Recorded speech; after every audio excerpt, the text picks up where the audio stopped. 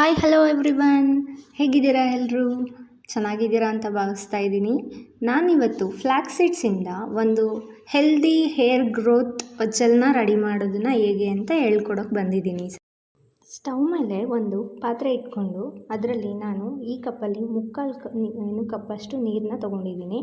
ಆ ಮುಕ್ಕಾಲು ಕಪ್ ನೀರನ್ನ ಒಂದು ಪ್ಯಾನ್ಗೆ ಹಾಕ್ಕೊಂಡು ಲೈಟಾಗಿ ಬಿಸಿ ಮಾಡ್ಕೊತಾ ಇದ್ದೀನಿ. ಅದಕ್ಕೆ 2 ಸ್ಪೂನ್ಸ್ ಫ್ಲ್ಯಾಕ್ಸ್ ಸೀಡ್ಸ್ ಹಾಕ್ಕೊತಿದ್ದೀನಿ. ಅಂದರೆ ನನ್ನ ಹೇರಿಗೆ 2 ಸ್ಪೂನ್ಸ್ ಸಾಕು. ನಿಮ್ಮದು ಇನ್ನೂ ತಿಕ್ಕಾಗಿ ಲಾಂಗ್ ಹೇರ್ಸ್ ಇತ್ತು ಅಂತ ಅಂದರೆ 3 ಸ್ಪೂನ್ಸ್ ಯೂಸ್ ಮಾಡ್ಕೋಬೋದು. ನಾನಿಲ್ಲಿ 2 ಸ್ಪೂನ್ಸ್ ಯೂಸ್ ಮಾಡ್ಕೊತಾ ಇದ್ದೀನಿ ಸಾಕು ಅಂತ ಹೇಳಿಬಿಟ್ಟು. ಈ ಫ್ಲ್ಯಾಕ್ಸ್ ಸೀಡ್ಸಲ್ಲಿ ನಮಗೆ rich in omega 3 fatty acid ಇರುತ್ತೆ. ಅದು ನಮ್ಮ ಸ್ಕ್ಯಾಲ್ಪ್ಗೆ ಹೆಲ್ತಿ ಸ್ಕ್ಯಾಲ್ಪ್ ಆಗಿ ಆ್ಯಕ್ಟ್ ಮಾಡುತ್ತೆ ಮತ್ತು ಅದು ನಮ್ಮ ಹೇರ್ ಗ್ರೋತ್ನ ಎನ್ಹ್ಯಾನ್ಸ್ ಮಾಡುತ್ತೆ. ಫ್ಲ್ಯಾಕ್ಸ್ ಸೀಡ್ಸ್ನ ನಾವು ಡೈಲಿ ಬೇಸಿಸಲ್ಲಿ ಯೂಸ್ ಮಾಡ್ತಾ ಇದ್ದರೆ ನಮಗೆ ಹೆಲ್ತ್ ಬೆನಿಫಿಟ್ಸ್ ತುಂಬ ಇದೆ ಅದರಿಂದ. ಈಗ ಲೈಟಾಗಿ ನೀರು ಬಿಸಿ ಆಗ್ತಾ ಇದೆ, ನೀವು ನೋಡ್ತಾ ಇರ್ಬೋದು. ಫ್ಲ್ಯಾಕ್ಸ್ ಸೀಡ್ಸು ಮತ್ತು ಸ್ವಲ್ಪ ಕೆಳಗಡೆ ಹೋಗಿದೆ, ಸ್ವಲ್ಪ ಎಲ್ಲ ಫ್ಲೋಟ್ ಆಗ್ತಾ ಇದೆ. ಇದೇ ಥರ ಲೈಟಾಗಿ ನೀರು ಬಿಸಿ ಆಗ್ತಾ ಆಗ್ತಾ ಆಗ್ತಾ ನಮಗೆ ಜೆಲ್ ಫಾರ್ಮ್ ಆಗುತ್ತೆ. ಸೊ ನೀವು ಕೈನ ಬಿಡದೆ ಅಂತ ಅಂದರೆ ಕಂಟಿನ್ಯೂಸ್ ಆಗಿ ಏನಲ್ಲ, ಅವಾಗವಾಗ ಸ್ಟಿರ್ ಮಾಡ್ತಾ ಇರಬೇಕು. ಇಲ್ಲ ಅಂತಂದರೆ ಉಕ್ಕು ಬರುತ್ತೆ ಅಂತ, ಫುಲ್ಲು ನೊರೆ ಥರ ಬಂದುಬಿಟ್ಟು ಮೇಲೆಲ್ಲ ಉಕ್ಕು ಬರುತ್ತೆ. ಸೊ ಅವಾಗವಾಗ ಸ್ಪೂನ್ ಆಡಿಸ್ತಾ ಇರಿ. ಸ್ಟಾರ್ಟಿಂಗಲ್ಲಿ ನೀವು ಒಂಚೂರು ಮೀಡಿಯಮ್ ಫ್ಲೇಮಲ್ಲಿ ಇಟ್ಕೊಂಡು ಇದನ್ನು ಬಿಸಿ ಮಾಡ್ಕೊತಾ ಹೋಗ್ಬೋದು. ಆಮೇಲೆ ಒಂದು 1 ಮಿನಿಟ್ ಆದಮೇಲೆ ನೀವು ಆ ಥರ ಉಪ್ಪು ಬರ್ತಾ ಇರುತ್ತಲ್ಲ, ಆ ಟೈಮಲ್ಲಿ ನೀವು ಫುಲ್ಲು ಲೋ ಫ್ಲೇಮಲ್ಲೇ ಇಟ್ಕೊಂಡು ಈ ಜೆಲ್ನ ಪ್ರಿಪೇರ್ ಮಾಡ್ಕೋಬೇಕು. ನೀವು ನೋಡ್ತಾ ಇರ್ಬೋದು, ಈಗ ಲೈಟಾಗಿ ಜೆಲ್ ಫಾರ್ಮ್ ಆಗ್ತಾ ಇದೆ. ಸ್ವಲ್ಪ ಲೈಟಾಗಿ ನೀರು ಫ್ಲೋ ಆಗ್ತಾ ಇದೆಯಲ್ಲ, ಆ ನೀರು ಫ್ಲೋ ಬಿಟ್ಬಿಟ್ಟು ಸ್ಲೈಟಾಗಿ ಜೆಲ್ ಫಾರ್ಮ್ ಆಗ್ತಾ ಇದೆ. ಈಗ ಇನ್ನೂ ಬಿಸಿ ಆಗ್ತಾ ತಿಕ್ ಜೆಲ್ ಫಾರ್ಮ್ ಆಗುತ್ತೆ. ನಾನು ತೋರಿಸ್ತೀನಿ ಮುಂದಗಡೆ, ಹಂಗೆ ವಿಡಿಯೋ ಕಂಟಿನ್ಯೂ ಮಾಡ್ತಾ ಇರಿ. ಕಾಣಿಸುತ್ತೆ ಅಂದರೆ ಜೆಲ್ ಫಾರ್ಮ್ ಯಾವ ಥರ ಆಗುತ್ತೆ ಅದು ಅಂತ ಹೇಳ್ಬಿಟ್ಟು. ನೀವು ನೋಡ್ಬೋದು, ನಾನು ಆಲ್ರೆಡಿ ಮೀಡಿಯಮ್ ಫ್ಲೇಮಲ್ಲಿ ಇಟ್ಟಿದ್ದೆ. ಈಗ ಉಪ್ಪು ಬಂದಿತ್ತಲ್ಲ, ಆ ಟೈಮಲ್ಲಿ ನಾನು ಫುಲ್ಲು ಲೋ ಫ್ಲೇಮಲ್ಲಿ ಇಟ್ಬಿಟ್ಟು ಈ ಪ್ರೊಸೆಸ್ನ ಕಂಟಿನ್ಯೂ ಮಾಡ್ತಾ ಇದ್ದೀನಿ.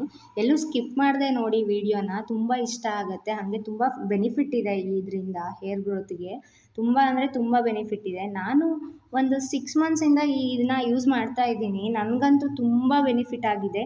ನನ್ನ ಹೇರ್ ಲಾಸಸ್ ಕಮ್ಮಿ ಆಗಿದೆ ಮತ್ತು ಹೇರ್ ಗ್ರೋತ್ ಸಮೇತ ತುಂಬ ಚೆನ್ನಾಗಾಗಿದೆ.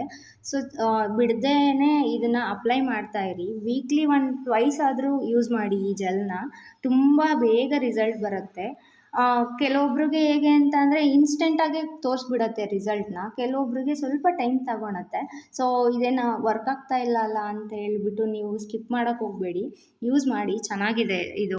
ಈಗ ಜೆಲ್ ಫಾರ್ಮ್ ಆಗಿದೆ. ಸೊ ನಾನು ಸ್ಟವ್ ಆಫ್ ಮಾಡಿಕೊಂಡು ತಗೊಂಡಿದ್ದೀನಿ ಸೈಡಿಗೆ. ನೀವು ನೋಡ್ತಾ ಇರ್ಬೋದು, ತಿಕ್ ಜೆಲ್ ಫಾರ್ಮ್ ಆಗಿದೆ. ಅಲ್ಲಿ ಫ್ಲೋ ಆಗ್ತಾ ಇರೋದು ನೋಡಿ, ಗೊತ್ತಾಗತ್ತೆ ನೀಟಾಗಿ. ಈಗ ನಾನು ಅದನ್ನು ಸೋಸ್ಕೊತಾ ಇದ್ದೀನಿ. ಜೆಲ್ ಮತ್ತು ಸಪ್ರೇಟು, ಸೀಡ್ಸ್ ಎಲ್ಲ ಸಪ್ರೇಟ್. ನಾವು ಇದನ್ನು ಸೀಡ್ ಜೊತೆನೇ ಹಚ್ಕೊಳಲ್ಲ, ಬರೀ ಜೆಲ್ ಮಾತ್ರ ಹಚ್ಕೋಬೇಕು ಇದನ್ನು ತಲೆಗೆ. ಯಾವ ಥರ ಹಚ್ಕೋಬೇಕು ಅಂತ ಅಂದರೆ, ನಾವು ಆಯಿಲ್ನ ಅಪ್ಲೈ ಮಾಡ್ತೀವಿ ಗೊತ್ತಾ, ಓಪನ್ ಮಾಡಿ ಹೇರ್ಸ್ನ ಓಪನ್ ಮಾಡಿ ಸ್ಕ್ಯಾಲ್ಪಿಗೆ ಹಚ್ತಾ ಇರ್ತೀವಲ್ವ, ಅದೇ ಥರನೇ ನಾವು ಸ್ಕ್ಯಾಲ್ಪಿಗೆ ಆಯಿಲ್ ಯಾವ ಥರ ಅಪ್ಲೈ ಮಾಡಬೇಕು ಅದೇ ಥರನೇ ಅಪ್ಲೈ ಮಾಡ್ಕೋಬೇಕು.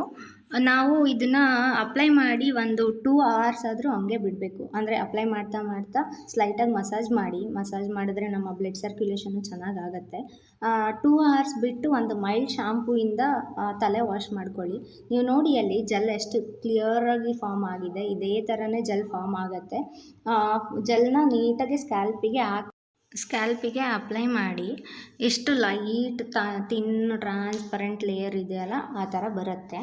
ಇನ್ನು ಮಿಕ್ಕಿರೋದು ನಮ್ಮ ಸೀಡ್ಸ್ ಇರುತ್ತಲ್ಲ, ಆ ಸೀಡ್ಸಲ್ಲೂ ಸಮೇತ ಜೆಲ್ ಇರುತ್ತೆ. ಸೊ ಅದನ್ನು ನಾವೊಂದು ತೆಳ್ಳಗಿರೋ ಒಂದು ಕ್ಲಾತ್ಗೆ ಹಾಕ್ಬಿಟ್ಟು ಹಿಂಡಿದ್ರೆ ಅದರಲ್ಲಿರೋ ಜೆಲ್ ಸಮೇತ ಬರುತ್ತೆ. ಹಂಗೆ ಹಿಂಡ್ಬಿಟ್ಟು ಆ ಸೀಡ್ಸ್ನ ಬಿಸಾಕ್ಬಿಡಿ ಸಾಕು. ಒಂದೇ ಯೂಸ್ ಮಾಡಿ, ಒಂದು ಟೈಮ್ಗೆ ಒನ್ ಟೈಮ್ಗೆ ಯೂಸ್ ಮಾಡ್ಕೊಳ್ಳಿ. ಮತ್ತೆ ಸೀಡ್ಸ್ ಇದೆ ಅಲ್ಲ ಅಂತ ಹೇಳ್ಬಿಟ್ಟು ಯೂಸ್ ಮಾಡೋಕ್ಕೆ ಹೋಗಬೇಡಿ.